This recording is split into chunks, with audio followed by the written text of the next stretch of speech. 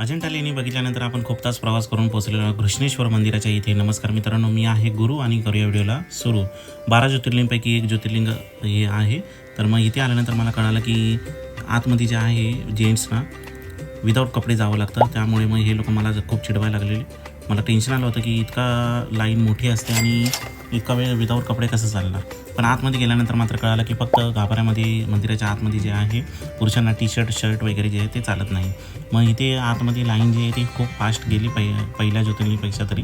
मग आतमध्ये जाताना इथे जे आहे बाकडे बनवले होते जे खूप गरजेचे आहेत. खूप मोठी लाईन असते.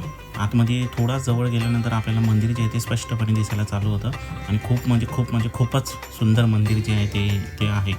मग आतमध्ये आपली लाईन आली. इथे खूप जणं नंदी बाबाकडे खूप मागणी मागत होते, पण आपल्याला महादेवाने मागण्याच्या आधी सर्व काही दिलेलं आहे. मग आपण फक्त थँक्यू बोलून मंदिराच्या बाहेर आलो. बाहेर आल्यानंतर एक कोपरा आहे जिथून आपल्याला मंदिराचा कळस वगैरे जे मंदिर एकदम छान प्रकारे दिसतं. इथं आपण फोटोशूट केला आणि इथे जे आहे एक्झिटसाठी एकदम छोटासा गेट आहे. म्हणजे डोर जो आहे तो एकदम छोटा आहे. ज्यांना आतमध्ये नीट दर्शन भेटलं नाही त्यांच्यासाठी बाहेरच्या साईडला सिद्धेश्वर मंदिर म्हणून एक आहे. तिथे आपण चांगल्या प्रकारे मस्त शांतपणे दर्शन तिथे घेऊ शकतो. ते दर्शन घेतलं आपण तिथे आणि आपण मंदिराला टाटा करून थोडाच तासानंतर आपण पोचलेलो आहोत शिर्डीला. इथे आल्यानंतर आपल्या हॉटेलमध्ये जे ते जंगी स्वागत केलेलं आहे. एकदम आपलं स्वागत जे ते झालं होतं. आतमध्ये आलो. आपली रूम जी आहे ती पहिला बघितली.